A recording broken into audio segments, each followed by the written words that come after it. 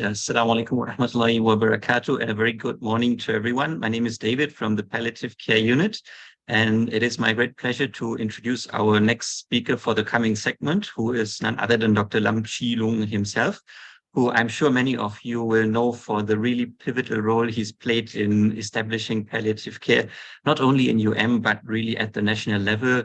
Not least by also having served as the chairman of the Malaysian Hospice Council and various other very important roles.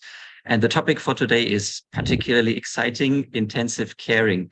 While I used to think that I know one or two things about intensive caring, supporting life, airway, breathing, circulation, I think over the years I learned there is one other need that we have, and it comes before the A, in fact. And I think you'll have to listen to Dr. Lam to find out which letter the alphabet starts with.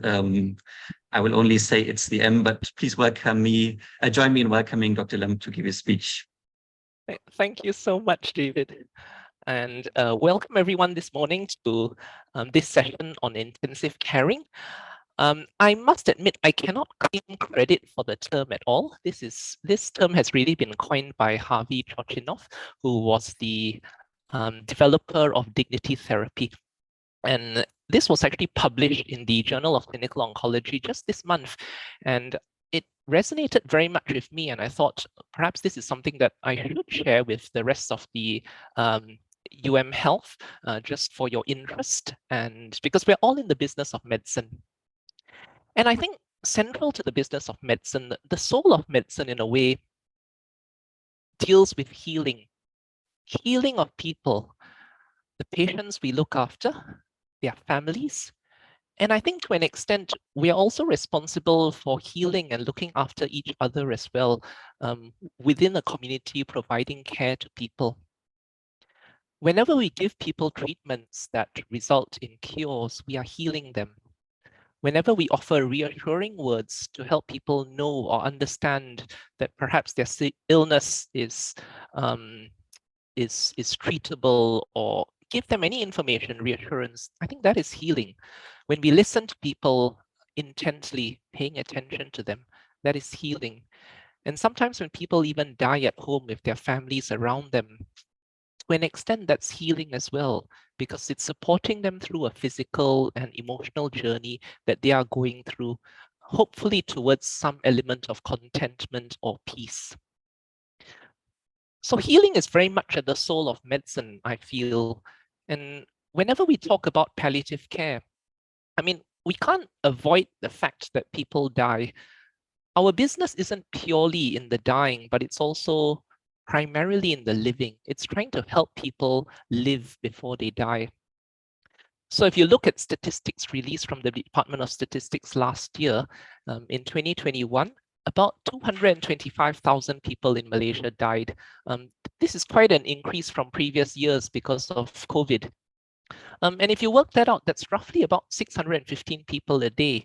And since breakfast at UMHealth started today, I think probably about 14 or 15 people have died somewhere in Malaysia.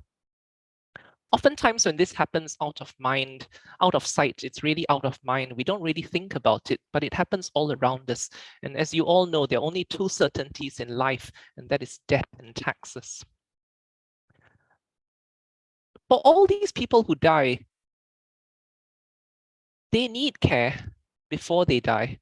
And in a way, while they're ill and still living, they're all in need of care. And illness doesn't just affect the individuals with the illness, but it has ripple effects that extend beyond that and reach out to their family members, their loved ones, their colleagues, their friends. And in a way, everyone is in need of care.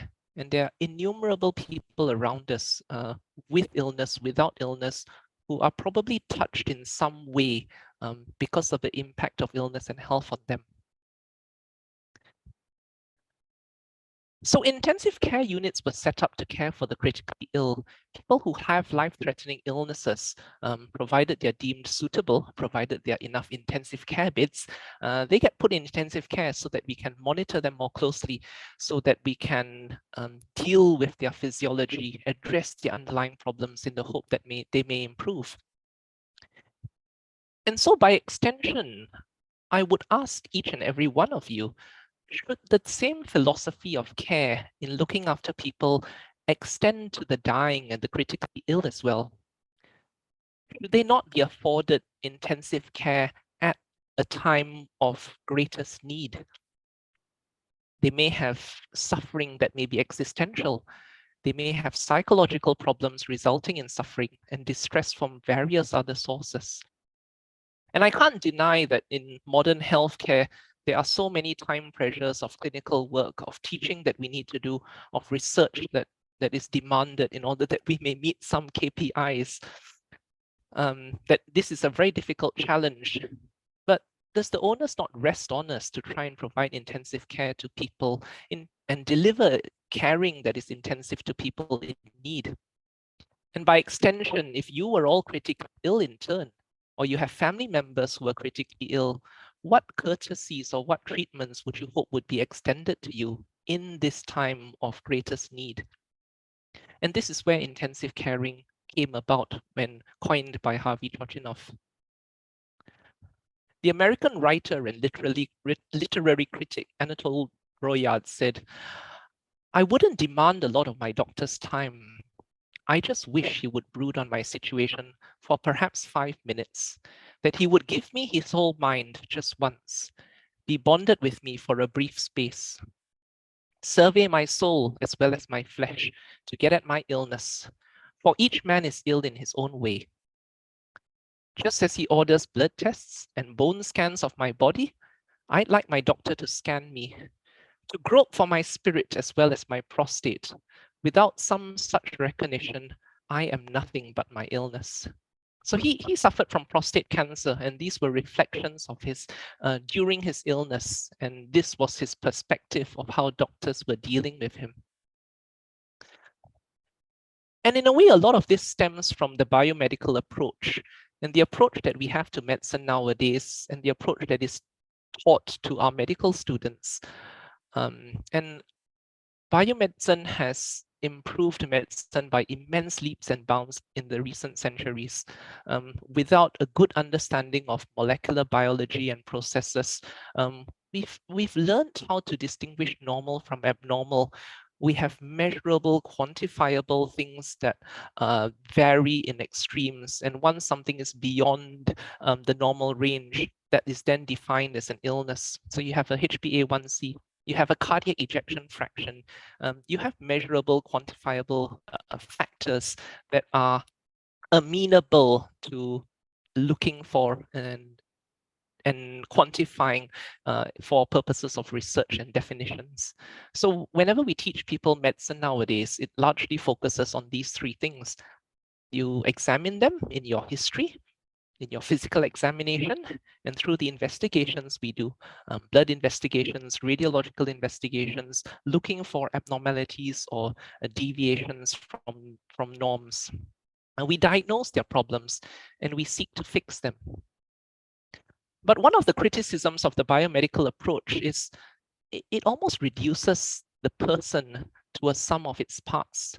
In a way, if we can fix that part, correct the abnormality, the electrolyte imbalance, the consolidation in the lungs, if we can fix the part, if we can change the part, all will be back to normal again. And again, I don't deny this is incredibly exciting, and we've been able to do so much: antibiotics, organ transplants. Many people live nowadays because we can do this. But at the same time, we know that the biomedical approach doesn't work for everything. And some conditions, some situations defy all our attempts to fix them. Someone with advanced heart failure can be on all the anti-failure medications that are stipulated in the guidelines, and they may still be unwell and they may still be suffering. Someone whose lung is scarred from fibrosis can be on the right treatments again, but still be incredibly breathless, distressed, anxious, fearful, uncertain of what the future may bring. Our nerves degenerate in various neurological conditions like dementia, motor neuron disease, Parkinson's disease, multisystem atrophy. And And cancer has seen huge breakthroughs in understanding the molecular biology of it. In recent years, we've seen many breakthroughs, immunotherapies, CAR T-cell treatments, which have revolutionized medicine. But on the other hand, if we keep treating people the same way, we can't really expect different results. And does this border on insanity to do things the same and expect a different result? So at the heart of intensive caring is what the founder of modern palliative medicine and the hospice movement said. This is Dame Cicely Saunders. She was a social worker by training, and then she retrained as a nurse, and then she retrained as a doctor in order to try and get more credibility in the science and the approach that she adopted. And she said this: you matter because you are you, and you matter to the last moment of your life. And at the core of intensive caring is reminding patients, the people we look after, that they matter. This is about affirming personhood.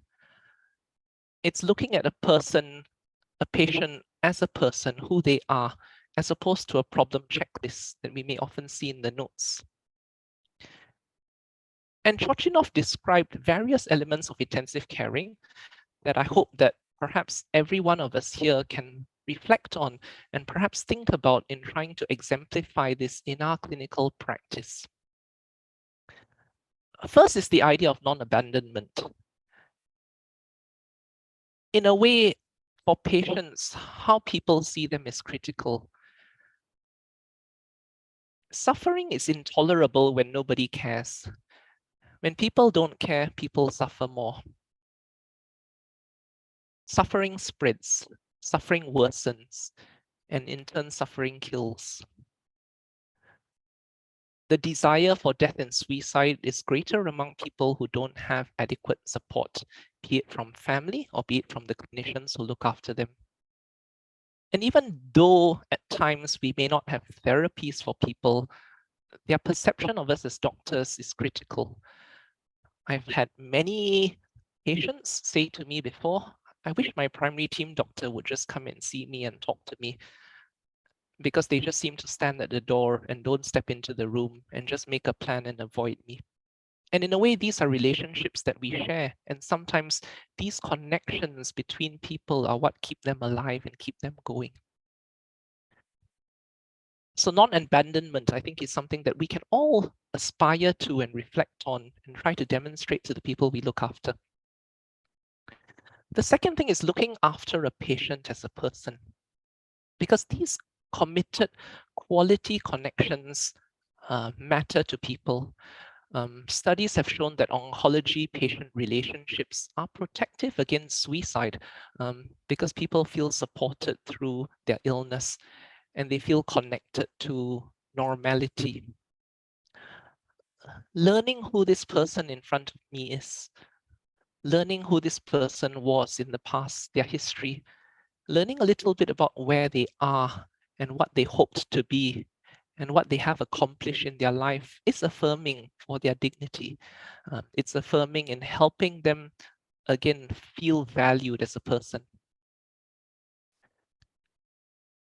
A very simple question is really asking someone, tell me about you as a person. Tell me what you think I need to know about you in order that I can care for you as best I can.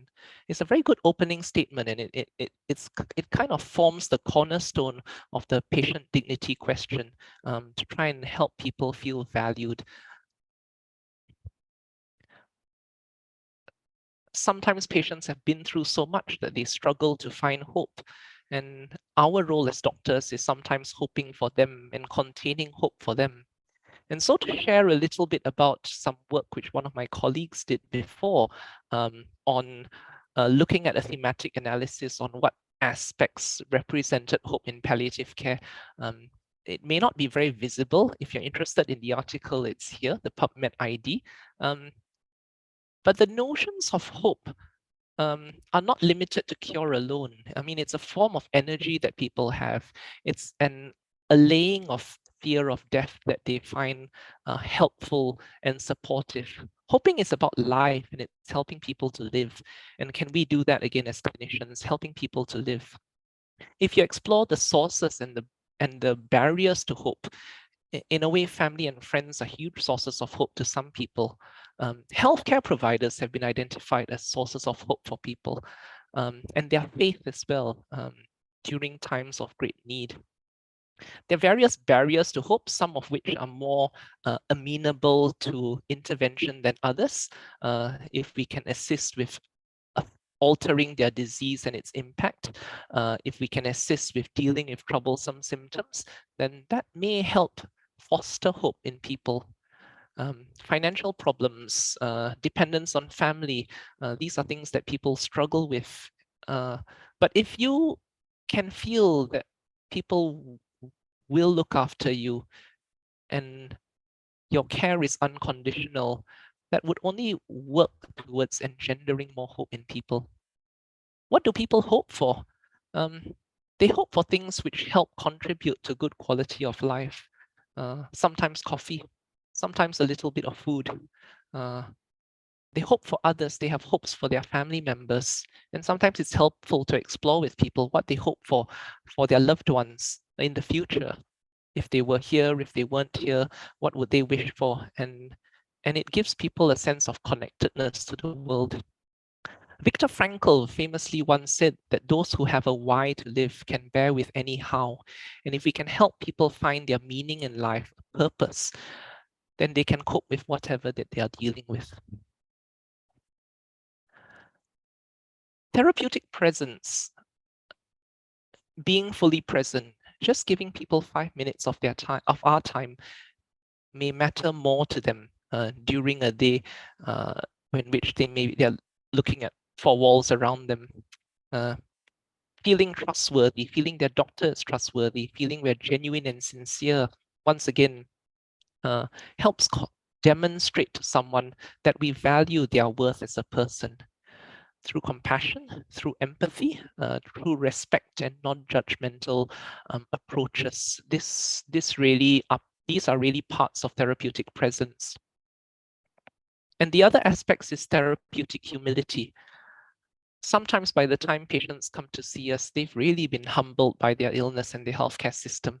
And sometimes what we are called upon to do as clinicians is to, in a way, mix with their suffering, to let go of this desire that we have to fix.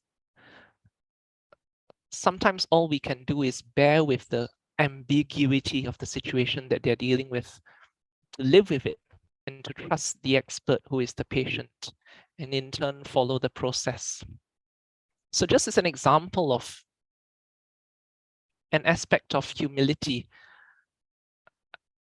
I once saw a young lady, she was only 39 and she was single, very successful lawyer who finished a PhD, and she had been to hospital 5 times in the preceding 3 months, both government and private, because she was not well. And her last presentation resulted in a CT scan which suspected cancer in the abdomen. And she eventually came to hospital, to UM, and was found to have a uterine leiomyosarcoma. She was also hypercalcemic at the time, and she was treated with bisphosphonates.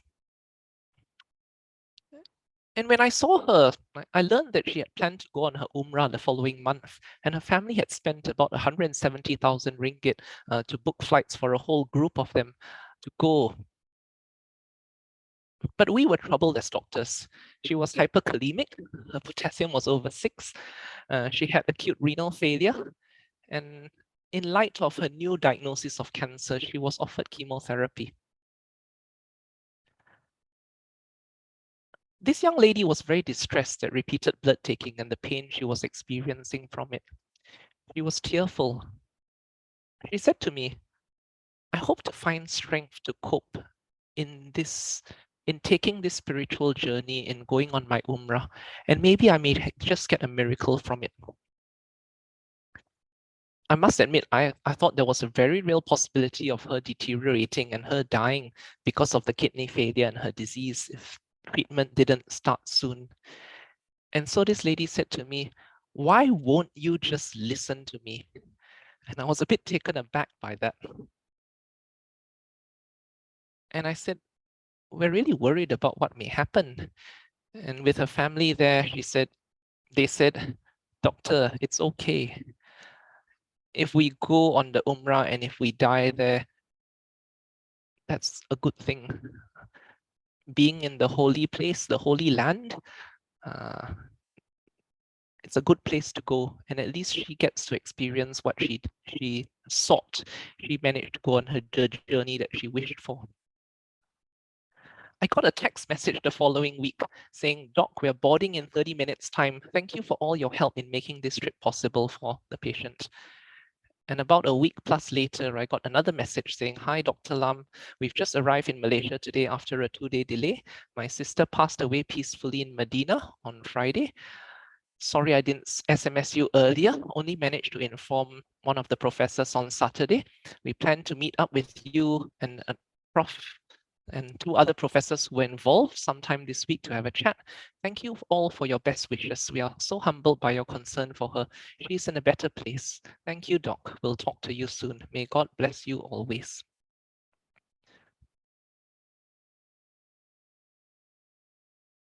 I mean, I was very worried she may have died on the plane and it will cause all sorts of trouble during an international flight. But on the other hand, she knew what she wanted. And there was some uncertainty about what the best thing for her would be. She could have stayed in hospital to have more dialysis, perhaps if the kidney failure got worse, or for us to chase her hyperkalemia as a problem. But this is what mattered to her, and this is what mattered to her family. And just as a little bit of food for thought, thinking about the future, AI is coming whether we like it or not. And this article just published in Nature a couple of weeks back was looking at AI prediction engines, and it analyzed thousands and tens of thousands of hospital notes. And on inpatient mortality prediction, the AI machine had a median area under the curve of 94.9% accuracy predicting in hospital mortality. And if this is going to be the future and it can tell us who may die, perhaps we should try and focus our attentions on the things that we can do as skilled doctors for patients in the future. Can we be people that provide patients and family in caring that is intensive, whether we're doctors, whether we're nurses, whether we're healthcare professionals, whether we're medical students of the future? Can we have people who can do this in the longer term? Can hospital provide a space? And if not hospital, can a system of health be designed that provides safety for people while they are trying to make sense of the world when everything around them is falling? And can we help them try and find purpose and meaning in what they're going through in their own experiences through intensive caring? So if anyone wants to look into this subject a little bit more, this is the reference where it comes from. Just freely available online if you want to read into it. And just a last plug for World Hospice and Palliative Care Day that is happening on the 14th of October this year. The theme of it is compassionate communities. There is no I in a team. It takes a team to look after patients and families. And I do think it takes a community that is compassionate to care intensively for people. So with that, I'm going to stop here. Thank you all very much for joining and listening in. I don't know whether I've answered David's question about what is the thing that comes before ABCD. Maybe he would like to say something about it as well. He's very equally qualified, if not more qualified than I am in speaking about this because of his specific interests in psychosocial related issues. Thank you very much.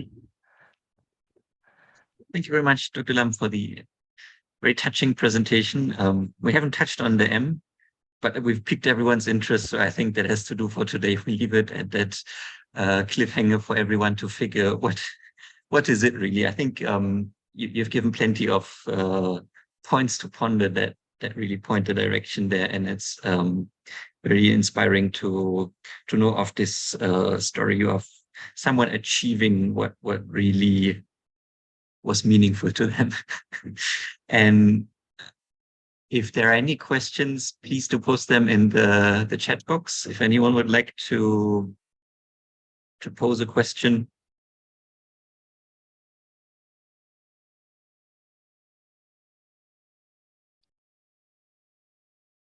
So you've shared some references. They're definitely worth going into.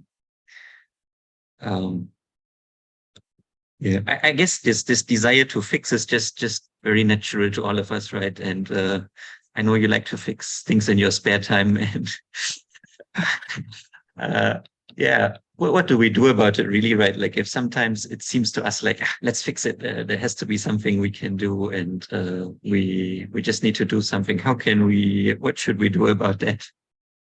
Yeah, I think realistically, it's very hard to do this for every single person because I think busy clinicians, I mean, a question has just come in on this, that what advice would you give to physicians who feel they don't have time to care intensively? It's a really good question. And I think it's really about prioritizing and team, isn't it? I would love to do everything myself, and I'm delighted that we have people we can work with and we can work together. So if I'm a bit too busy to do something one day, maybe if a colleague of mine could do it, then that would be wonderful. I mean, it's that continuity of care that we try to deliver collectively together. Does everyone need intensive caring? Maybe not. Maybe in some instances, we have to focus our intentions on the people who are of greatest need before us. So again, if a problem is very simple and straightforward and you can fix it, then that would be fine.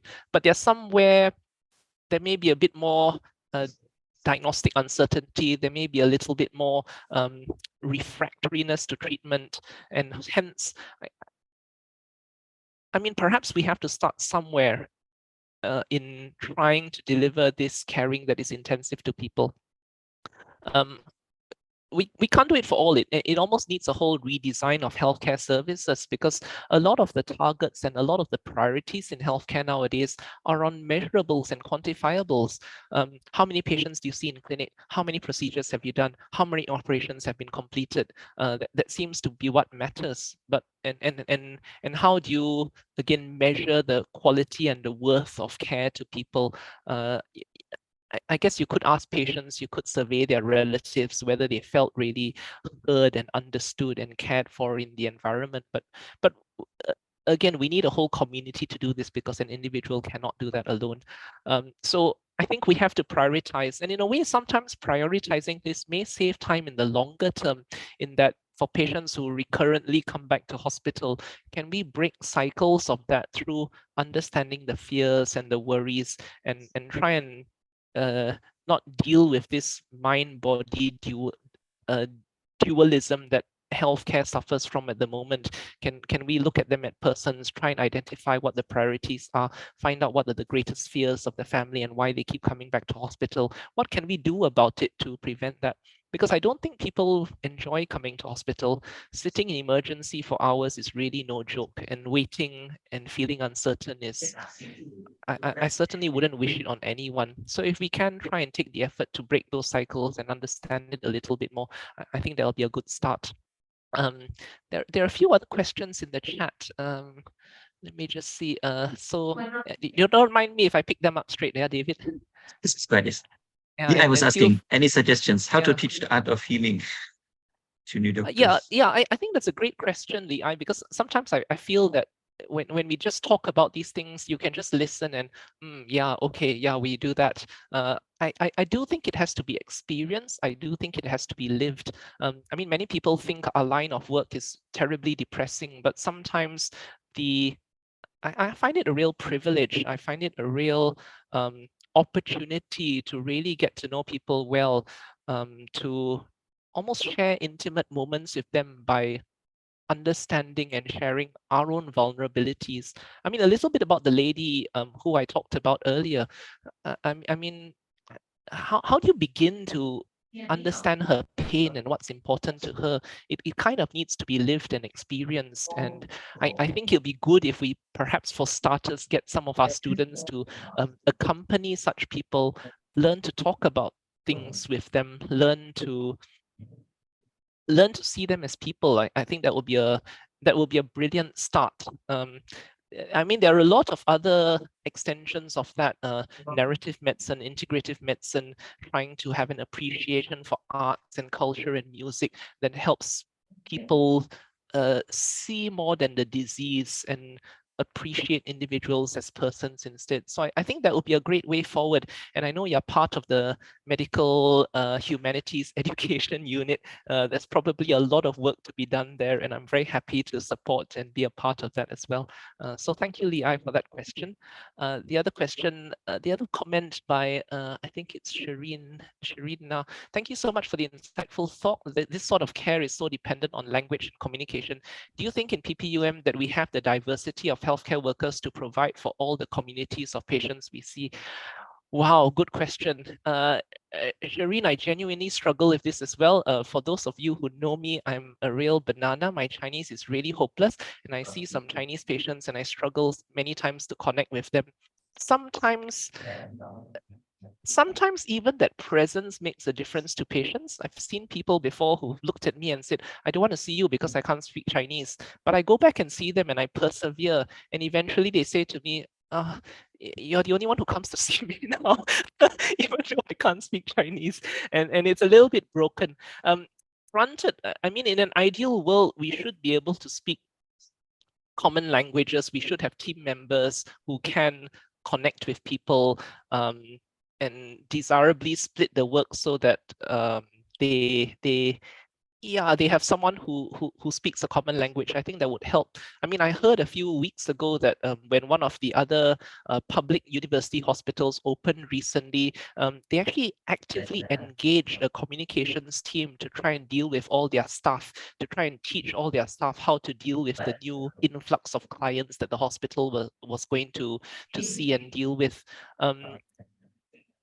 Again, it's a challenge, but I think we do have to start at some place and we have to value it, and desirably as well. I mean, from a hospital systems level approach, perhaps this is something that management needs to prioritize. Perhaps these are areas where the hospital needs to set as targets as well, instead of our antimicrobial stewardship alone and these measurable things. Perhaps the softer elements of healthcare need to be valued more highly. It's definitely associated with satisfaction of work, reduction of burnout. It empowers, and sometimes in healing other people, we heal ourselves as well. So again, thank you for the question. I don't know whether I've answered it, but yeah, again, feel free to catch me at other times, or if I haven't. Another one. Oh, is intensive care a personalized care, or do you think it needs a systematic approach to equality? I think it needs a combination of the two, actually. I think it has to be systematic in that we want a system to try and deliver it, but people are individuals and individuals have varying needs. And with varying needs, we're having to tailor and individualize care and personalize it to them. Again, this is one of the areas where I feel sometimes there's a little bit of tension between evidence-based medicine and personalized medicine as well. Because in following evidence-based medicine, everyone should be on a standard treatment, but that may not fit everyone, that may not be right for everyone. When you understand them as a person, when you know what their priorities are, perhaps medication side effects don't suit them. Perhaps they may value some things above others. And so there is an element of personalizing as well. So I think it needs both approaches. I don't want to go away from biomedicine. I think that's critical, and that's driven a lot of the science and approach of medicine that we currently apply and do, and that will continue to provide huge breakthroughs in the future moving forward as research generates more information and understanding of illness and pathological processes. But at the same time, at a personal level, again, do you want to be treated as a statistic, systematically standard care, or do you want things tailored to suit you? When Trochinov described his patient dignity questionnaire, they tried to apply it in intensive care units. So when patients couldn't speak for themselves, and when they when the doctors needed an understanding of who this person was, I mean, they reached to family members, and family members were hugely satisfied that maybe the doctors and the nurses were looking after my loved one as a person, knowing who they were, knowing their dreams and hopes, getting a better understanding of it, to the extent that it even put down the response to that question at the ends of the beds, so that all the nurses and all the doctors and the people looking after this patient would see them as a person instead.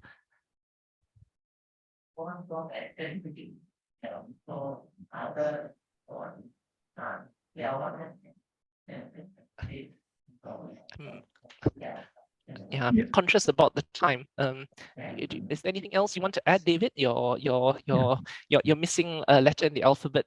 Just for a few comments before we end the session. It's all right. Just conscious of time. Yeah, I think you've achieved something meaningful for the patient, so that was very meaningful. So it's gone 8 minutes over time, but I think it's been worth every second of that. And sure.